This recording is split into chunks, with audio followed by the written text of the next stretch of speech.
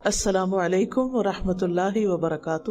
الحمد للہ العزیز الوہاب الکریم المنان من علی المؤمنین بالہدایۃ للایمان وجزاہم علی ایمانہم بالرضا والجنان وجمع لہم السعادۃ فی الدارین والفوز فی الحیاتین نحمدہ حمدا کثیرا ونشکرہ شکرا مزیدا۔ تمام قسم کی حمد اللہ سبحانہ و تعالیٰ کے لیے ہے جو عزت اور غلبے والا ہے، خوب احسان فرمانے والا ہے، نہایت معزز ہے، بہت عطا کرنے والا ہے۔ اس نے مومنوں پر احسان کیا کہ ان کو ایمان کی طرف ہدایت دی اور ان کے ایمان پر ان کو اپنی خوشنودی اور جنتوں کا بدلہ دیا، اور ان کے لیے دونوں جہانوں میں خوش نصیبی کو جمع کر دیا اور دونوں زندگیوں میں کامیابیوں کو جمع کر دیا۔ ہم بہت زیادہ اللہ کی حمد و ثنا بیان کرتے ہیں اور اس کا مزید شکر ادا کرتے ہیں۔ قرآن مجید میں ہم دیکھتے ہیں کہ اللہ سبحانہ وتعالیٰ عمومی طور پر یا ایھا الذین آمنوا کہہ کے مردوں اور عورتوں سب کو خطاب کرتے ہیں، لیکن سورۃ الاحزاب میں خصوصی طور پر مردوں کے ساتھ ساتھ عورتوں کا ذکر بھی الگ طور پر کیا گیا ہے۔ سورۃ الاحزاب کی آیت 35 میں اللہ تعالیٰ فرماتے ہیں ان المسلمین والمسلمات والمؤمنین والمؤمنات والقانتین والقانتات والصادقین والصادقات والصابرین والصابرات والخاشعین والخاشعات والمتصدقین والمتصدقات والصائمین والصائمات والحافظین فروجہم والحافظات والذاکرین اللہ کثیرا والذاکرات اعد اللہ لہم مغفرۃ واجرا عظیما۔ یقیناً مسلمان مرد اور مسلمان عورتیں، مومن مرد اور مومن عورتیں، فرما بردار مرد اور فرما بردار عورتیں، سچ بولنے والے مرد اور سچ بولنے والی عورتیں، صبر کرنے والے مرد اور صبر کرنے والی عورتیں، خشوع کرنے والے مرد اور خشوع کرنے والی عورتیں، صدقہ دینے والے مرد اور صدقہ دینے والی عورتیں، روزہ رکھنے والے مرد اور روزہ رکھنے والی عورتیں، اپنی شرمگاہوں کی حفاظت کرنے والے مرد اور اپنی شرمگاہوں کی حفاظت کرنے والی عورتیں، اور اللہ کو کثرت سے یاد کرنے والے مرد اور کثرت سے یاد کرنے والی عورتیں، ان سب کے لیے اللہ نے بخشش اور بہت بڑا اجر تیار کر رکھا ہے۔ تو اس سے پتہ چلتا ہے کہ اسلام میں عورت کی حیثیت کو الگ طور پر ریکگنائز کیا گیا ہے، وہ مرد کا حصہ نہیں ہے، وہ ایک الگ شناخت رکھتی ہے، اس کے اپنے اعمال ہیں، اس کی اپنی صفات ہیں، وہ اپنے اعمال کی خود ذمہ دار ہے، وہ ایک ذمہ دار ہستی ہے، وہ انسانیت کا آدھا حصہ ہے، یعنی جہاں مرد ہیں وہاں ساتھ ساتھ عورتیں بھی ہیں۔ مردوں کے بغیر عورتوں کا وجود ادھورا ہے اور عورتوں کے بغیر مردوں کا وجود ادھورا ہے۔ آپ سوچئے کسی ایسی دنیا کے بارے میں جہاں صرف مرد ہیں، یہاں مرد ہوتے، یا ایسی دنیا جس میں صرف عورتیں ہوتی، تو یہ دنیا اس طرح نہ ہوتی۔ تو اللہ سبحانہ وتعالیٰ نے اپنی خاص حکمت کے تحت انسانوں کو مرد اور عورت کی جوڑی کی شکل میں پیدا کیا۔ قرآن مجید میں آتا ہے انا خلقناکم من ذکر و انثی، کہ ہم نے تمہیں ایک مرد اور ایک عورت سے پیدا کیا۔ تو انسانیت کی تخلیق میں، انسانیت کی تکمیل میں ان دونوں کا کردار ہے، اور دونوں ہی اپنا اپنا رول پلے کرتے ہیں۔ اور جب سے دنیا بنی ہے،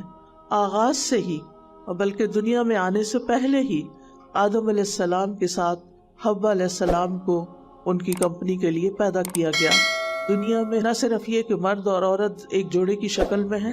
بلکہ دنیا میں ہر چیز ایک جوڑے کی شکل میں ہے۔ صرف اللہ رب العزت کی ذات وحدہ لا شریک لہ کی ذات ہی ایک اکیلی ذات ہے۔ قل هو اللہ احد اللہ الصمد لم یلد ولم یولد ولم یکن لہ کفوا احد۔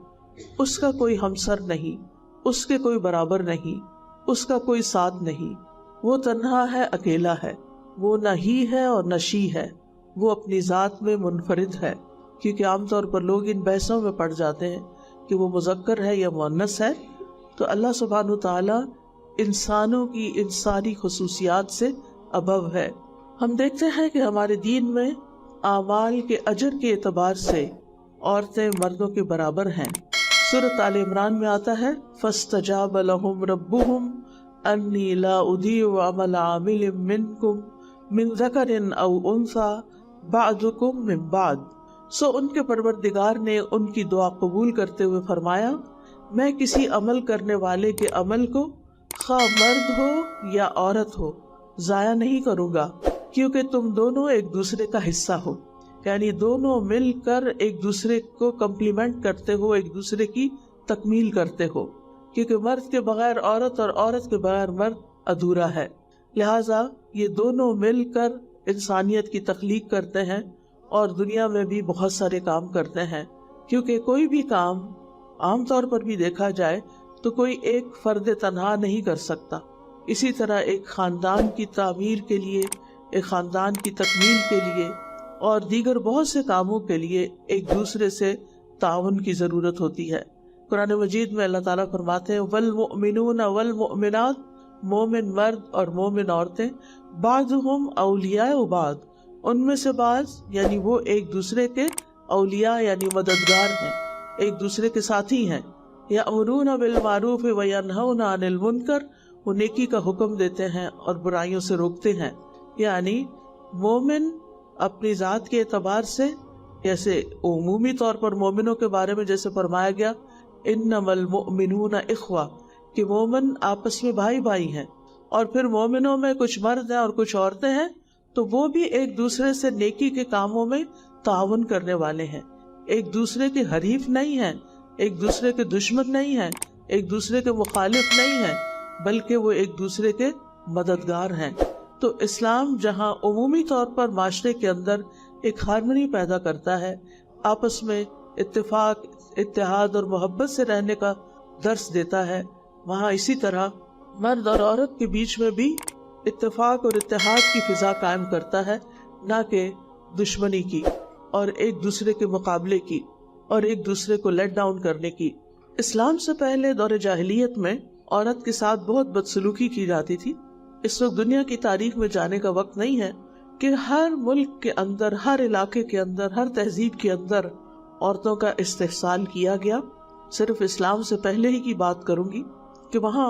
عورت کو جینے کا حق نہیں تھا۔ سارے قبائل تو نہیں، لیکن بعض قبائل میں اگر بیٹی پیدا ہوتی تو اس بیٹی کو وہ زندہ دفن کر دیتے تھے، اسے جینے کا حق نہیں دیتے تھے۔ تو اسلام نے آ کر اسے جینے کا حق دیا۔ پھر اسی طرح انہوں نے اپنی ایک شریعت بنائی ہوئی تھی، اپنا ایک قانون بنایا ہوا تھا، اور کھانے پینے کے معاملے میں کچھ چیزیں عورتوں پر حرام کر رکھی تھی کہ یہ ہمارے مردوں کے لیے حلال ہیں، یہ ہماری عورتیں نہیں کھا سکتی۔ وَقَالُوا مَا فِي بُطُونِ هَٰذِهِ الْأَنْعَامِ خَالِصَةٌ لِذُكُورِنَا وَمُحَرَّمٌ عَلَىٰ أَزْوَاجِنَا وَإِن يَكُن مَيْتَةً فَهُمْ فِيهِ شُرَكَاءُ سَيَجْزِيهِمْ وَصْفَهُمْ إِنَّهُ حَكِيمٌ عَلِيمٌ۔ اور وہ کہتے ہیں کہ جو بچہ ان مویشیوں کے پیٹوں میں ہے وہ خالص ہمارے مردوں کے لیے ہے، یعنی اگر یہ مویشی، یہ گائے یا بھینس جو ہے صحیح سلامت بچہ پیدا کرے گی تو اس کے مالک، اس کے حقدار، اس کے کھانے والے بس مرد ہوگے، عورتوں کا اس میں حصہ نہیں، اور وہ ہماری عورتوں پر حرام ہے، اور اگر وہ مردار ہو تو سب اس میں شریک ہو سکتے ہیں۔ اللہ تعالیٰ فرماتے ہیں جلد ہی وہ انہیں ان کی اس غلط بیانی کا بدلہ دے گا، یعنی اللہ تعالیٰ انہیں اس ظلم پر پوچھے گا کہ یہ ان کو کس نے اختیار دیا تھا کہ کچھ چیزیں خود سے خود عورتوں پر حرام کر دیں جن کو اللہ تعالیٰ نے ان کے لیے حرام نہیں کیا۔ لہٰذا آج بھی آپ دیکھیں کہ عورتیں ان تمام چیزوں کی مالک ہو سکتی ہیں، انڈیپینڈنٹلی ان چیزوں کو اون کر سکتی، یعنی اگر کوئی عورت ڈیری فارم کا بزنس کرنا چاہتی ہے اور وہ ایک بڑے پیمانے پر جانوروں کو خرید کر ان کی مالک بننا چاہتی ہے تو اسے کوئی اسے روک نہیں سکتا،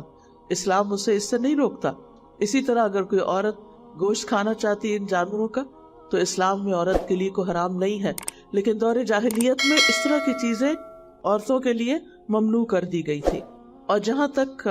لڑکیوں کے وجود کا تعلق ہے جن کو وہ اپنی ذات کے لیے باعث ننگو آر سمجھتے تھے اور پیدا ہوتے ہی زمین میں گاڑ دیتے تھے،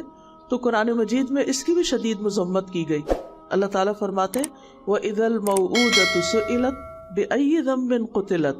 اور زندہ درگور لڑکی سے پوچھا جائے گا کہ وہ کس جرم میں ماری گئی، اسے کیوں مارا گیا۔ اسی طرح نہ صرف یہ کہ مویشی جانور بلکہ دیگر چیزوں کے بارے میں بھی زمانے جاہلیت میں عورت کو کسی چیز کا مالک بننے کا حق نہیں تھا، یعنی وہ کوئی پراپرٹی اپنے نام پر نہیں کر سکتی تھی، کوئی بزنس اپنے نام پہ نہیں کر سکتی تھی، کوئی چیز اپنے نام پہ نہیں خرید سکتی تھی، وراثت میں عورت کو حصہ نہیں ملتا تھا، صرف مرد ہی وارث بنا کرتے تھے، وراثت کا جتنا بھی مال ہوتا تھا وہ مردوں میں تقسیم ہوتا تھا، عورت کے حصے میں نہیں آتا تھا۔ تو اللہ سبحانہ تعالیٰ نے اس ناانصافی کو ختم کیا اور عورت کو ملکیت کا پورا پورا حق دیا کہ وہ اپنے نام پر اپنی مرضی سے جو بھی وہ خریدنا چاہتی ہے یا اس کے پاس جو بھی مال ہے وہ اس سے خود تجارت کر سکتی ہے، اس کو اپنے پاس رکھ سکتی ہے، اپنی مرضی سے خرچ کر سکتی ہے۔ اور اس میں ہم دیکھتے ہیں کہ جیسے حضرت خدیجہ رضی اللہ تعالیٰ عنہا ہیں تو دور جاہلیت میں وہ تجارت کیا کرتی تھی اور بہت بڑے بزنس کی مالک تھی، تو دور اسلام میں انہیں اس سے منع نہیں کیا گیا۔ یہ الگ بات ہے کہ انہوں نے اپنا سارا مال، اپنی سارے ریسورسز رسول اللہ صلی اللہ علیہ وسلم کی مدد میں، آپ کے کام میں تعاون کرتے ہوئے خرچ کر دیے تھے، اور پھر بالآخر ان کے پاس کچھ نہیں رہا تھا، اور اس قربانی پر اللہ سبحانہ تعالیٰ نے ان کو بہت بڑا اعزاز دیا، ان کے لیے سلام بھیجا، یعنی جبریل علیہ السلام اللہ تعالیٰ کی طرف سے پیغام لے کر آئے حضرت خدیجہ کے لیے، اور انہوں نے آ کے خوشخبری دی اور کہا کہ یہ خدیجہ آ رہی ہیں اور ان کے ہاتھ میں کچھ کھانے کی چیز ہے، ان کے لیے جنت میں موتیوں کا محل ہوگا جس میں کسی قسم کا کوئی شور اور ڈسٹربنس نہیں ہوگی۔ تو جب ایک عورت کوئی قربانی کرتی ہے یا ایک عورت کسی قسم کی سیکریفائس کرتی ہے تو اللہ سبحانہ تعالیٰ اس کے لیے بھی بلند مقامات اور درجات رکھتے ہیں۔ اسی طرح قرآن مجید میں حضرت آسیہ کی مثال ملتی ہے، اور خاص طور پر مومنوں کے لیے ان کو بطور مثال پیش کیا گیا ہے۔ ضرب اللہ مثلا للذین آمنوا امرأۃ فرعون، اللہ سبحانہ تعالیٰ نے ان لوگوں کے لیے جو ایمان لائے ہیں فرعون کی بیوی کی مثال پیش کی ہے۔ اذ قالت رب ابن لی عندک بیتا فی الجنہ، جب اس نے کہا کہ اے میرے رب میرے لیے اپنے پاس جنت میں ایک گھر بنا دے، یعنی ان کو فرعون نے جب بہت تنگ کیا اور بہت سزائیں دی اور ان کے ہاتھوں میں کیل گاڑ دیے اور پاؤں میں بھی، اور ان کو کھانا پینا بھی نہیں دیا جاتا تھا، اور فرعونی جو تھے ان کو طرح طرح کی سزائیں دیتے تھے، تو اس وقت انہوں نے اللہ تعالیٰ سے یہ دعا کی تھی کہ اللہ اب مجھے دنیا میں نہیں رہنا، میرے لیے اپنے پاس یعنی مجھے اپنا قرب عطا کر دے، اور میں اپنے ایمان سے ہٹنے والی نہیں، اپنے ایمان کو چھوڑنے والی نہیں، لیکن میرے لیے اپنے پاس جنت میں گھر بنا دے۔ تو اللہ سبحانہ تعالیٰ نے ان کو دنیا میں ہی جنت میں گھر دکھا دیا۔ وہ فرعونی جب سزا دے دے کے تھک جاتے تھے اور تھوڑی دیر کے لیے رکتے تو فرشتے ان کو جنت کا گھر دکھاتے تو مسکرانے لگتے، تو وہ سوچتے کہ شاید ان کو کوئی جنون لاحق ہو گیا ہے کہ اتنی تکلیف اٹھا کر یہ مسکرا رہی ہیں، اور وہ مسکرا رہی تھی اپنے آئندہ کی قیامگاہ کو دیکھ کر۔ تو انہوں نے اس وقت دعا کی کہ اللہ مجھے فرعون اور اس کے عمل سے بچا لے اور ظالم لوگوں سے نجات دے دے۔ اسی طرح اللہ سبحانہ وتعالیٰ قرآن مجید میں مریم بنت عمران یعنی حضرت عیسیٰ علیہ السلام کی والدہ کی مثال پیش کرتے ہیں، اور ان کی خاص خوبی کا ذکر کرتے ہیں کہ جس نے اپنی شرمگاہ کی حفاظت کی تو ہم نے اس میں اپنی روح سے پھونک دیا، یعنی عیسیٰ علیہ السلام کو بغیر کسی مرد کے پیدا کیا، اور اس نے اپنے رب کی باتوں اور اس کی کتابوں کی تصدیق کی، اور وہ اطاعت کرنے والوں میں سے تھی۔ یہ مریم علیہ السلام کی صفات قرآن مجید میں خاص طور پر بیان ہوئی ہیں کہ وہ کتنی اعلیٰ درجے کی خاتون تھی کہ جنہوں نے ایک طرف اپنی عزت و عصمت کی حفاظت کی، اللہ سبحانہ تعالیٰ کی طرف سے ان پر ایک امتحان تھا کہ بغیر باپ کے بغیر شادی کے ان کا بچہ پیدا ہوا، اور پھر اللہ تعالیٰ نے ان کی پاک دامنی اور عصمت کی قرآن مجید میں تصدیق کی، اور اس کے ساتھ یہ ہے کہ ان کی خاص صفات یہ بھی بیان کی کہ وہ اتنے امتحان سے گزرنے کے باوجود بھی اپنے رب کی باتوں کی تصدیق کرنے والی تھی، یعنی اللہ تعالیٰ کے احکامات کو ماننے والی اور اس کی کتابوں کی تصدیق کرنے والی۔ تو اس سے یہ پتہ چلتا ہے کہ مریم علیہ السلام جو تھی وہ پڑھی لکھی خاتون تھی، اور تورات اس سے پہلے نازل ہوئی تھی تو اس کی بھی تصدیق کرنے والی تھی۔ اور تصدیق کا مطلب یہ کہ اس کو ویریفائی کرنے والی تھی یا اس کو کنفرم کرنے والی تھی کہ واقعی یہ اللہ سبحانہ وتعالیٰ ہی کی طرف سے ہے، اور وہ اطاعت گزار لوگوں میں سے تھی۔ اللہ سبحانہ وتعالیٰ خاص طور پر نبی صلی اللہ علیہ وسلم کو فرماتے ہیں وَاذْكُرْ فِي الْكِتَابِ مریم، اس کتاب میں مریم کا ذکر کیجیے علیہ السلام، اذ انتبذت من اہلہا مکانا شرقیہ، جب وہ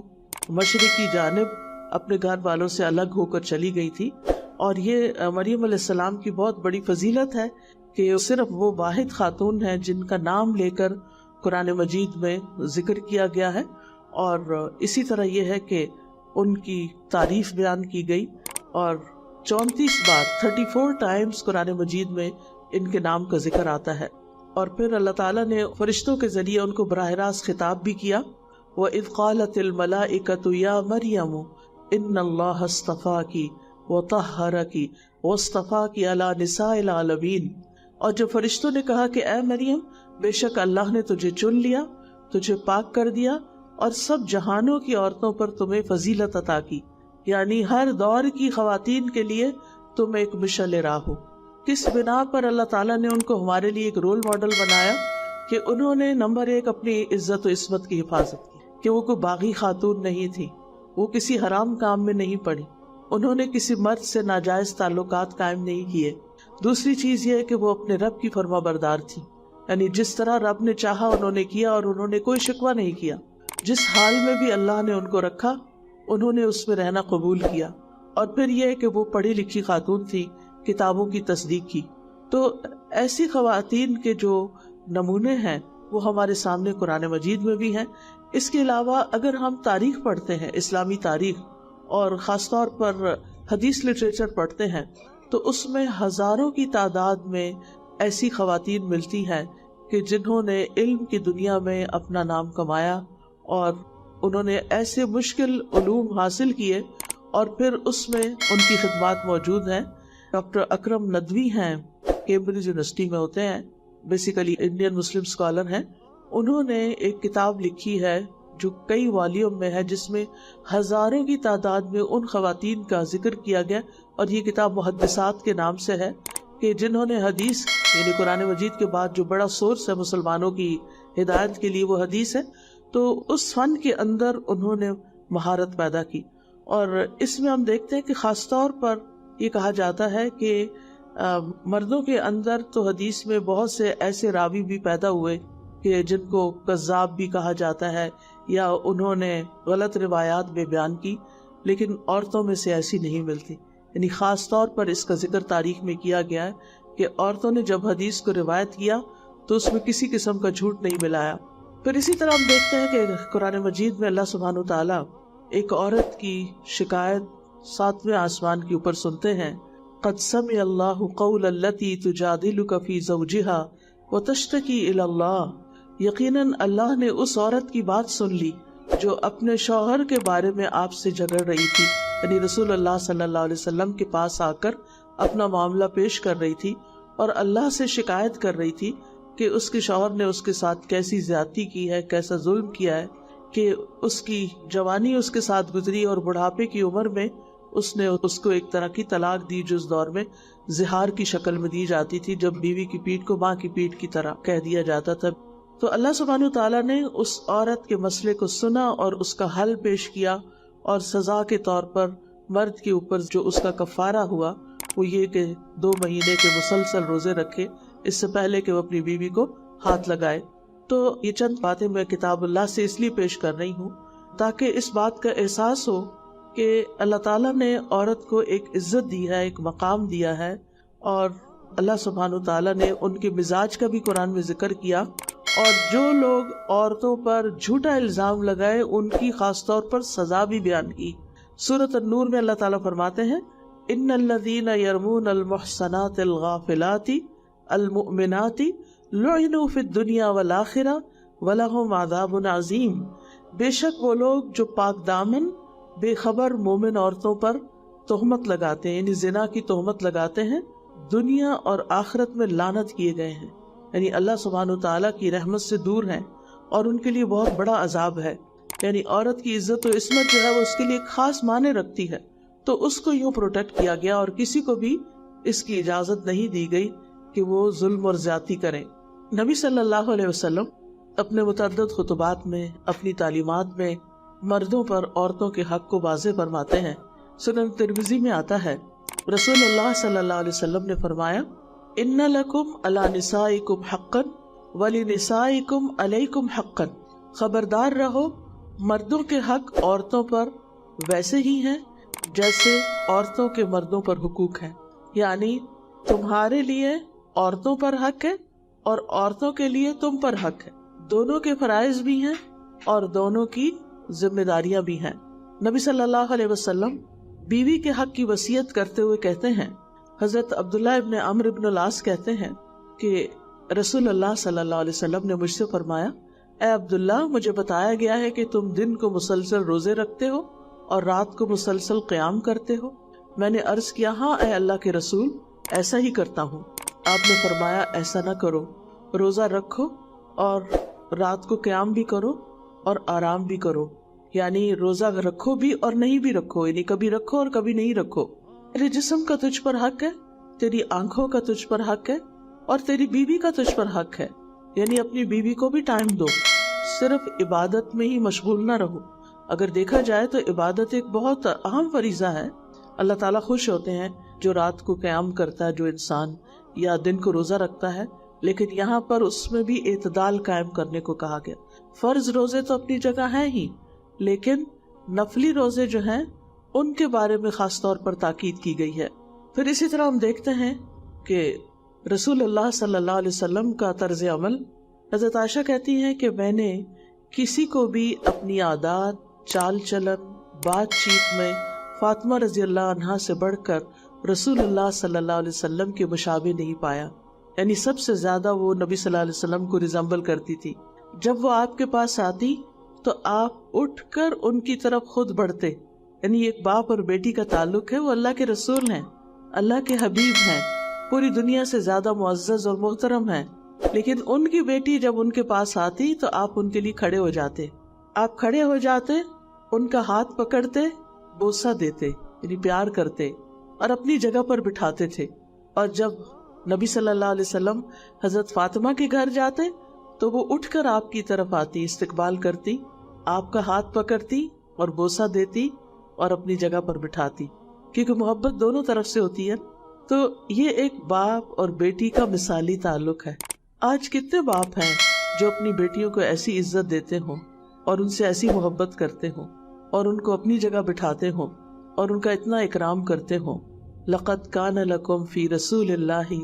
أُسْوَةٌ حَسَنَةٌ، تمہارے لیے اللہ کے رسول صلی اللہ علیہ وسلم کی زندگی میں بہترین نمونہ ہے۔ نبی صلی اللہ علیہ وسلم کا کبھی کسی عورت پر یا کسی خادم پر ہاتھ نہیں اٹھا، آپ نے کبھی کسی کو نہیں مارا، اور پھر آپ نے فرمایا کہ میں دو ضعیفوں کا حق مارنا حرام کرتا ہوں، یتیم کا اور عورت کا، کیونکہ اس معاشرے میں عورت کمزور تھی، یعنی سب عورتوں کو وہ حقوق حاصل نہیں تھے۔ جو امراء کی خواتین تھی وہ اسٹرانگ تھی، لیکن عام عورتوں کو حق نہیں دیا جاتا تھا، لہٰذا آپ نے فرمایا کہ میں عورت کا حق مارنا حرام قرار دیتا ہوں، یعنی اگر کوئی عورت کو کمزور پا کر اس کا حق نہیں دیتا تو وہ ایک حرام کام کا ارتکاب کرتا ہے۔ آپ صلی اللہ علیہ وسلم نے یہ بھی فرمایا کہ دنیا فائدہ اٹھانے کی چیز ہے اور دنیا کی بہترین متاع نیک عورت، یعنی دنیا میں بہت سی نعمتیں ہیں لیکن ان میں سب سے بہترین نعمت ایک نیک عورت ہے۔ پھر اسی طرح شادی کے معاملے میں کیا حکم دیا گیا کہ کسی بھی کنواری لڑکی کا نکاح نہ کیا جائے جب تک اس سے اجازت نہ لی جائے، یعنی ماں باپ کو اپنے بچوں کے اوپر بہت سی اپنی مرضی کرنے کا حق ہوتا ہے، لیکن شادی کے معاملے میں نہیں، عورت کو اس کا حق دیا جائے گا، وہ اپنی پسند ناپسند کا اظہار کر سکتی ہے۔ اسی طرح اگر عورت بیوہ ہو جائے تو اس کے لیے دوسروں کو، دوسرے خاندان کے لوگوں کو، دوسرے لوگوں کو دوڑ دھوپ کرنے کا حکم دیا گیا۔ رسول اللہ صلی اللہ علیہ وسلم نے فرمایا، صحیح بخاری کی روایت ہے، بیوہ اور مسکین کے لیے دوڑ دھوپ کرنے والا ایسا ہے جیسے اللہ کے راستے میں جہاد کرنے والا، جیسا وہ نمازی جو کبھی نماز سے تھکتا نہیں، یعنی اگر کوئی شخص کسی بیوہ کا خیال رکھتا ہے تو وہ ایسا ہے جیسے ہر وقت نماز پڑھ رہا ہو، اور وہ روزہ دار جو کبھی روزے سے ناغہ ہی نہیں کرتا۔ اب ہم میں سے کس میں اتنی طاقت ہے کہ ہم ہر وقت روزے سے رہیں یا ہر وقت نماز ہی پڑھتے رہیں، لیکن اگر کوئی وڈو کا خیال رکھتا ہے تو وہ اتنی بڑی نیکی کماتا ہے۔ پھر اسی طرح طبقاتی تقسیم بھی نہیں ہے، ہر طبقے کی عورت کو عزت دی جائے گی۔ اس میں ہم دیکھتے ہیں کہ ایک سیاہ فام خاتون مسجد میں جھاڑو دیا کرتی تھی، رسول اللہ صلی اللہ علیہ وسلم نے ایک دن ان کو نہیں دیکھا کہ وہ مسجد میں نظر نہیں آ رہی۔ کچھ دن کے بعد پوچھا گیا تو عرض کیا گیا کہ اس کا انتقال ہو گیا تھا اور اس کو دفنا دیا گیا۔ تو آپ نے فرمایا تم نے مجھے کیوں نہیں اطلاع دی؟ پھر آپ صلی اللہ علیہ وسلم اس کی قبر پر تشریف لے گئے اور نماز جنازہ پڑھی۔ یعنی ایک وہ عورت جو صرف جھاڑو دینے والی ہے، جس کا اپنا کوئی سٹیٹس نہیں، کوئی گھر نہیں، کوئی کچھ اس کی جان پہچان نہیں، وہ خاموشی سے آتی ہے، وہ جیسے کلینر ہوتا ہے تو ایک کلینر ہے، لیکن اللہ کے رسول صلی اللہ علیہ وسلم نے اس کو اتنی عزت دی کہ وہ ہمارے ساتھ تھی، وہ روز یہاں صفائی کرتی تھی اور آج نہیں ہے،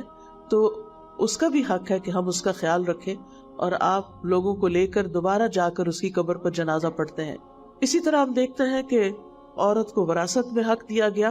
یوصیکم اللہ فی اولادکم للذکر مثل حظ الانثیین، اللہ تمہیں تمہاری اولاد کے بارے میں تاکیدی حکم دیتا ہے مرد کا حصہ دو عورتوں کے برابر۔ یہاں آ کر خواتین کو تھوڑی یعنی کہ محسوس ہوتی ہے یہ بات کہ اللہ تعالیٰ نے ہمارا حق کم کیوں کیا ہے۔ پہلی بات تو یہ دیکھیے کہ یہ حق اس معاشرے میں عورت کو دیا جا رہا ہے جس میں عورت کا وراثت میں کچھ بھی حصہ نہیں تھا، وہاں اس کو حصہ دلوایا جا رہا ہے۔ پھر مرد کو ایک اور عورت کو آدھا کیوں دیا گیا؟ اس کی وجہ یہ ہے کہ بنیادی طور پر اسلام نے مرد کو ذمہ دار بنایا ہے کہ وہ عورت کی شادی کے موقع پر اس کو حق مہر دے۔ پھر یہ کہ شادی کے بعد اس کی تمام ضروریات، بنیادی بیسک نیڈز جو ہیں، جس میں اس کا کھانا پینا، اس کی ٹریولنگ، اس کا علاج معالجہ، یہ سب چیزیں مرد کی ذمہ داری ہیں اور اس کے لیے مرد کو کمانا ہے۔ اب آپ دیکھیے کہ جیسے اگر کسی کو وراثت میں حصہ ملتا ہے، ایک بھائی ہے اور ایک بہن ہے، بھائی کو ڈبل ملا، بہن کو ایک حصہ ملا۔ اب یہ کہ بھائی کی شادی ہونی ہے، بھائی کو اپنی بیوی کو بھی دینا ہے، گھر بھی تیار کرنا ہے اور پھر شادی کے بعد بیوی پہ خرچ بھی کرنا ہے۔ دوسری طرف عورت کو جو آدھا ملا ہے اس میں اس پر کوئی رسپانسبلٹی نہیں، نہ گھر بنانے کی، نہ شوہر کو دینے کی، نہ کسی اور کو دینے کی، وہ اپنی خوشی سے جو بھی کرنا چاہتی کرے۔ یہ مال اس کا اپنا مال ہے، اس کا ذاتی مال ہے، وہ چاہے صدقہ خیرات کرے، وہ چاہے اپنے پیرنٹس کو دے، وہ چاہے اپنے بچوں پہ خرچ کرے، وہ چاہے کسی بھی ویلفیئر کے کام میں لگا دے۔ مرد کو حق ہی نہیں کہ وہ اس سے سوال کرے کہ تمہارے وہ پیسے کہاں ہیں جو تمہارے باپ نے تمہیں دیے تھے۔ مرد کو اس سے کوئی سروکار نہیں، باپ نے دیے بیٹی کو ملے، اب بیٹی کی مرضی، وہ چاہے تو شوہر کو بھی دے سکتی، یعنی اس میں بھی کوئی حرج نہیں۔ حتیٰ کہ عورت اگر مرد کے مقابلے میں زیادہ مالدار ہے، بعض کیسز میں ایسا ہوتا ہے، یعنی مرد کے پاس بزنس ہے مثلا، سارا تباہ ہو گیا، یہ جاب چلی گئی، اب مرد کے ہاتھ میں کچھ نہیں رہا، لیکن اس کے مقابلے میں عورت فائنینشلی اسٹرانگ ہے، تو ایسی صورت میں عورت کی جو زکوٰۃ نکلتی ہے وہ زکوٰۃ اس کے پیرنٹس یا بچوں پہ نہیں لگتی، لیکن وہ زکوٰۃ وہ اپنے شوہر کو دے سکتی۔ یہاں تک یعنی عورت کو اس معاملے میں انڈیپینڈنٹ کیا گیا ہے کہ وہ اپنے مال سے اپنے گھر والوں کا کس طرح خیال رکھ سکتی ہے۔ پھر اسی طرح عورت کی گواہی کے بارے میں بعض اوقات کنفیوژن پایا جاتا ہے کہ یہ کیوں کہا جاتا ہے کہ مردوں میں سے 2 گواہ ہوں اور 2 مرد نہ ہوں تو 1 مرد اور پھر 2 عورتیں ہوں۔ تو بنیادی طور پر یہ یاد رکھیے کہ ہر معاملے میں ایسا نہیں ہے، یہ صرف فائنینشیل میٹرز میں ہے، اور اس میں بھی ان میٹرز میں، یعنی ہر فائنینشیل ٹرانزیکشن پر یہ بات نہیں کی جا رہی، صرف ان معاملات میں ہے جہاں کوئی ہیوی ٹرانزیکشنز ہیں یا بڑے بڑے کانٹریکٹس ہوتے ہیں، تو اس میں بھی ایک مرد کی گواہی نہیں ہے، مرد بھی 2 ہونے چاہیے، یعنی بیسیکلی ایک مرد بھی نہیں، 2 مرد ہو، اور اگر 2 مرد نہیں تو پھر 1 مرد ہو جائے، اور 1 مرد ہے تو پھر عورتیں بھی 2 ہوں، یعنی جیسے انیشلی 2 مرد ہیں ایسے ہی عورتیں بھی 2 ہوں۔ اور ساتھ ہی یہ بتایا گیا کہ اگر وہ اس میں بھول جائے تو دوسری یاد کرائے، اگر وہ نہیں بھولتی تو ایک عورت ہی کی گواہی ہوگی وہاں، یعنی یہ نہیں کہا گیا کہ 2 عورتیں کھڑے ہو کے کورس میں اکٹھے بولیں گی، گواہی دیں گے، نہیں، ایسی بات نہیں ہے۔ اور دوسری بات یہ ہے کہ عمومی طور پر یہ دیکھا گیا ہے کہ جو مالی معاملات ہیں اسلام کی روح سے دیکھا جائے تو یہ مرد کی ذمہ داری،